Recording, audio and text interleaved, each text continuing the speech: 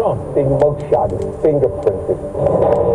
Tornado turmoil. There is hope. I don't want people to feel like they're alone. Oil prices spike. This is not good news. It's going to hurt consumers. Good morning. I'm Steve Kathan with the CBS World News Roundup. Former President Trump tells his followers on social media he's heading to New York today, and he will appear for his arraignment tomorrow. And CBS's Robert Costa tells us since his indictment last week, Trump has turned his verbal attacks to the judge and others linked to the case.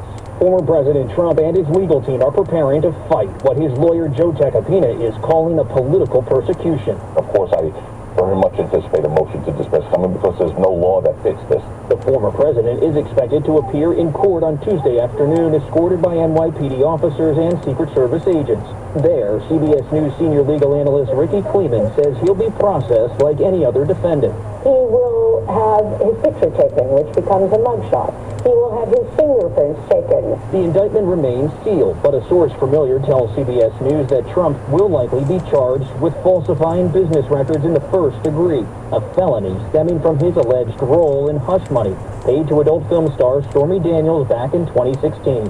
Michael Cohen, a key witness for the prosecution, alleges Trump directed him to make the payments to Daniels. Let the documents and the evidence speak for itself. Correspondent Jeff Pegues has more on the security challenges that loom now in New York City. Over the weekend, a noticeable but quiet police presence stood outside the courthouse where Donald Trump will be arraigned.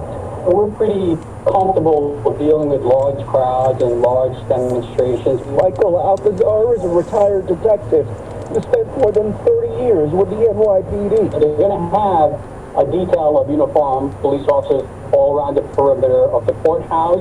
You're not storming the courthouses. That's not going to happen. At least 33 people died in the storms that featured tornadoes between Friday and Sunday. There's damage from Illinois to Alabama and east into Delaware. Arkansas suffered a hard hit, and Governor Sarah Sanders didn't have to go far. Little Rock suffered considerable damage. Just an unbelievably tragic moment for our state, but what I found to be so amazing are the people who are stepping up, not just from this community, but across all of Arkansas, coming together. The Weather Channel's Jim Cantori on where there's severe weather expected today. Already a tornado watch this morning across southern parts of Mississippi, including Mobile, Alabama as well. Tomorrow we jump into the heat of this thing in the afternoon, probably starting in Missouri, moving up into Iowa, hail, damaging winds, even tornadoes. Overseas, Russia is blaming Ukrainian intelligence for the killing of a military blogger who backed Moscow's war. The deadly explosion wounded others in St. Petersburg. At least one arrest was made. And there's word Secretary of State Blinken has spoken with his Russian counterpart about the detained American journalist Evan Gershkovich. Evan is an extremely professional, talented reporter. Piotr Sauer is a friend of the Wall Street Journal reporter. We don't know why they're doing it at this point, but we know that the spy charges are completely absurd. Oil prices soaring nearly 6% today after Saudi Arabia and other major producers said they would cut production by more than 1 million barrels a day from May through the end of the year. Industry analyst Tom Closer. I don't think we're looking at anything like last year where things just went absolutely crazy. But still, it's going to hurt consumers. It's going to mean higher freight costs. Gas prices have been inching higher over the last month. AAA says the national average is now about $3.50 a gallon. 4 minutes after the hour. Well, that's today's news. Today's news. I didn't hear any good news, did you? I didn't think so. I guess it's all about perspective. The glass is half full.